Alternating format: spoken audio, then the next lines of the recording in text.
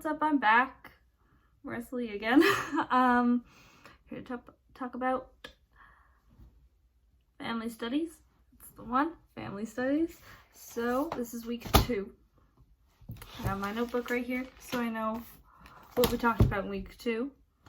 So we talked about petite histoire. That's the word. We talked about that in class. And like how petite histoire replaced grand narratives because people are skeptic of the grand narratives.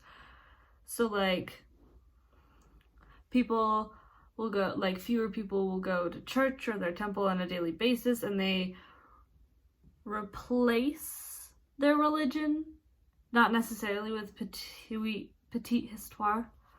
So like an example Rob gave was marriage. They're like, I don't need a piece of paper to declare my love for this person. So, yeah, petite histoire that replaced one of my relationships was I replaced church with how I want to live. Like, I'm still Christian and all that. I just don't go to church very often. Like, ever.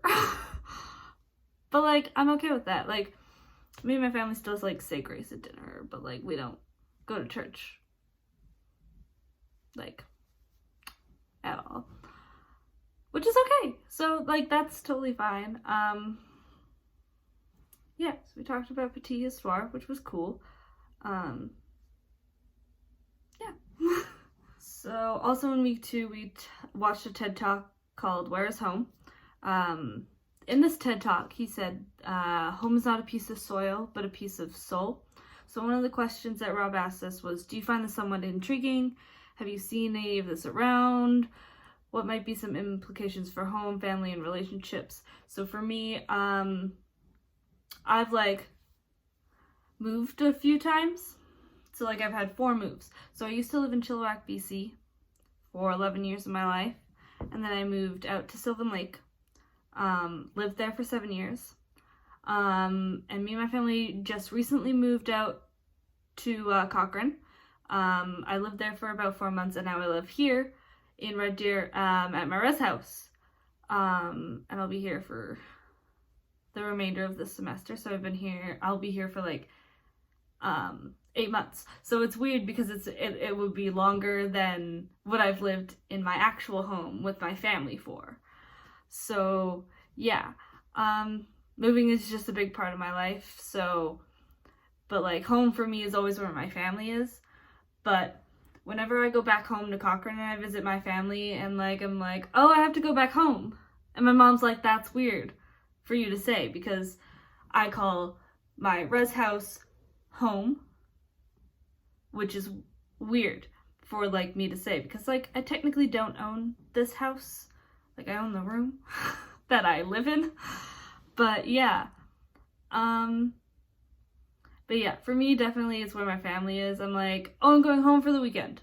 But then when I'm home for the weekend, I said, oh, I have to go back home. So it's, like, kind of like I have 2 houses right now, which is, like, really weird for me. But, yeah. Family definitely is, like, most important to me. So, even when I won't live with my family, like, that'll always be my home, because that's where my family is. Also in that class, we watched a little bit of a 15 minutes of a documentary called Flying Solo. So that was about living alone and stuff. So we had some follow-up questions from that.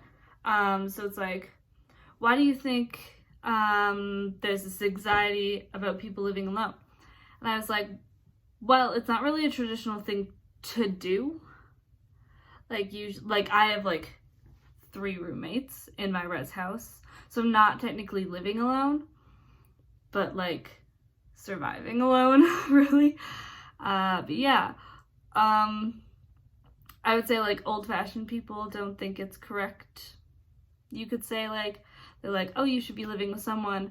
And I feel like the people who are living alone have an anxiety because you maybe don't want to be labeled as the single or the lonely person. But I feel like it's okay to live alone, because then you get a sense of who you are as a person, and you learn how to cook for yourself, clean.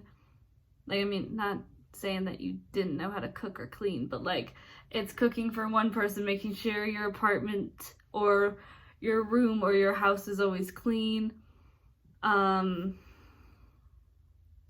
Yeah, like for me personally, it would like, I would cook with my family and stuff, and it's always big portions. So me moving here, I had to learn how to make smaller portions of food because it's only me.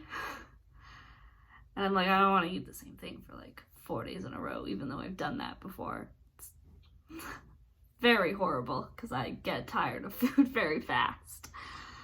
But yeah, I think it's totally okay to live by yourself, because you're way more independent that way and you're not relying on another person. So I think it's good. Anyways, so that'll be the end of the video, and I will see you in week 3.